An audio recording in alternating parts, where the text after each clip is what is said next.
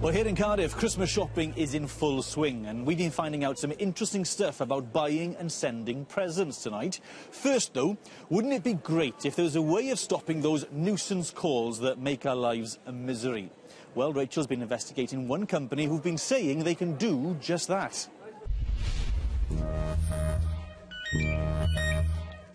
Hello?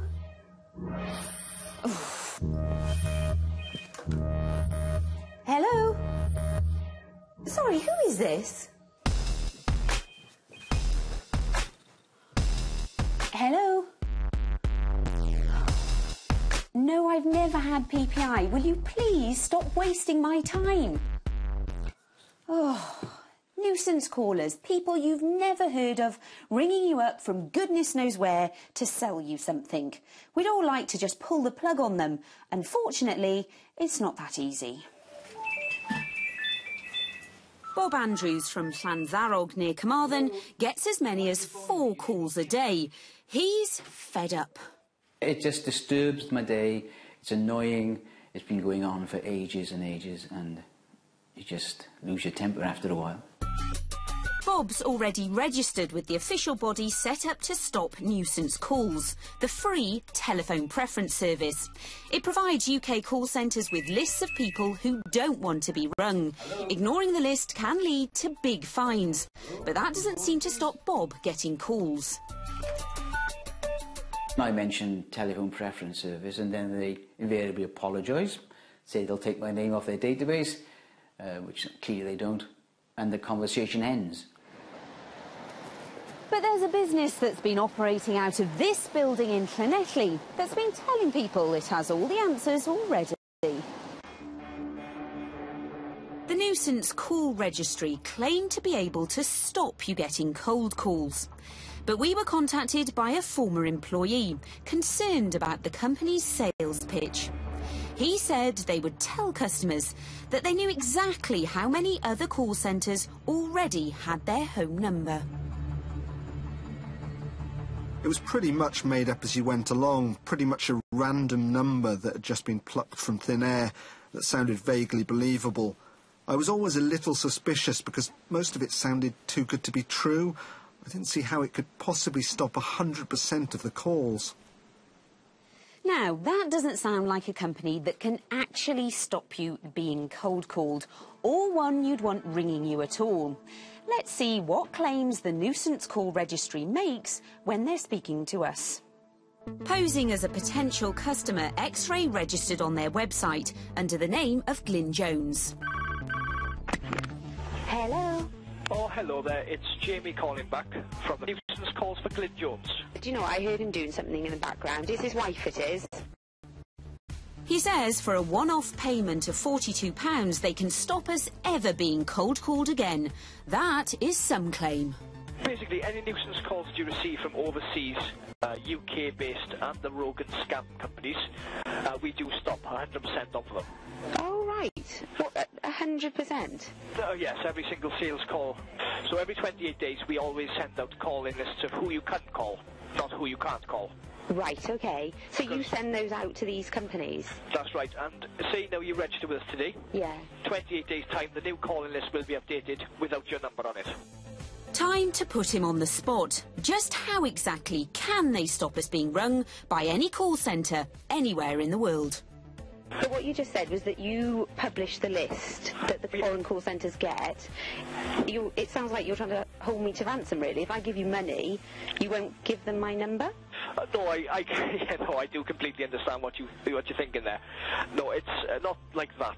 Basically, we get passed on information as well. It doesn't come just directly from us. We have to get it obviously from Ofcoms. Another big claim. He's saying they buy our telephone numbers from Ofcom, the UK's official communications regulator. We play the call to them. Ridiculous and untrue. We don't provide anyone's telephone numbers to anybody. So it is a bizarre and totally untruthful claim. And then there are the company's allegations about the government-backed telephone preference service. He claims the TPS sell on people's details to foreign call centres and take a cut of any money they get. If the TPS didn't exist, then you wouldn't have any nuisance calls. Thousands of people are under the impression that the government should be trusted with the TPS. Yeah. Unfortunately, that is not the case, because they claim they can't stop the overseas calls. The reason they can't is because they sell their call-in lists overseas. You're joking. They supply the foreign call centres, yes. So are they actually getting commission and things from these companies or anything like that? Or is it just a case of selling off the number? It is just a case of selling on number. They do make a small percentage. Say now, I was a PPI company phoning you to claim back. Yeah. It was £300. They would make a small percentage of that £300 as well. That is not what the TPS does. It provides a service that is accredited by Ofcom and works with the industry to try and keep nuisance calls to a minimum. The idea that they are then selling those numbers to other people, I find totally incredible. There is a catalogue of lies that I've listened to there, and that is something which concerns us very much, because if people are taken in by that kind of thing, I think what they're going to find is that they are paying money and still receiving nuisance calls. So who exactly is behind the Nuisance Call Registry and its parent company, Nuisance Call Services Limited? Well, not surprisingly, they're keen to stay out of the spotlight. The company was initially registered to a Michael Bourne from Surrey, except those details are forged. We've been told the man running the call centre in Llanelli used the very similar name of Matthew Bourne. This is a picture of Matthew Bourne, identified by our whistleblower as the man who employed him, except his real name is Matthew Hayes. And guess what? He has exactly the same date of birth as Michael Bourne gave to Company's House. What a coincidence.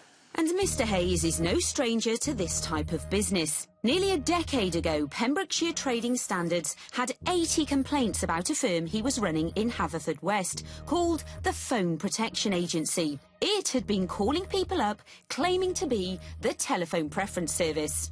In May 2004, Matthew Hayes ended up here, Cardiff County Court.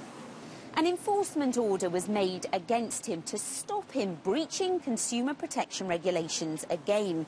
It's still in force apparently, which means if he were to be in breach of it, say with a business like the Nuisance Call Registry, then he could find himself in contempt of court. Very serious stuff. The good news, though, is that the Nuisance Call Registry shut down its website a few weeks ago. The not-so-good news, another business has already sprung up in its place, the Call Blocking Registry. This new company operates out of the same office in Llanelli, and the director is a woman called Deborah Evans. This is her with Matthew Hayes, and just so we're absolutely clear, she says they are not a couple. We might have said goodbye to the Nuisance Call Registry, but there are other companies selling similar services. So beware of anyone making big promises about ending cold calling. Strong words there. Well, Deborah Evans, who runs the new firm in Llanelli, has been in touch. She says her business has absolutely nothing to do with the old one and offers a completely different service. The 20 staff from the Nuisance Call Registry do now work for her, but they've been retrained.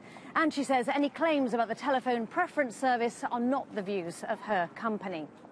And as for Mr Hayes, well, we've had absolutely no response to any of our letters or emails, and it's not exactly clear either where he is. However, we have managed to uncover a telephone number for him, so let's give it a try. It's Lucy Owen here from BBC Wales X-Ray. Can you call us back, please? Well, that's not the first time that we've called him. Let's hope that this time he actually gets back to us. But in the meantime, if you know where he is, we would love to hear from you.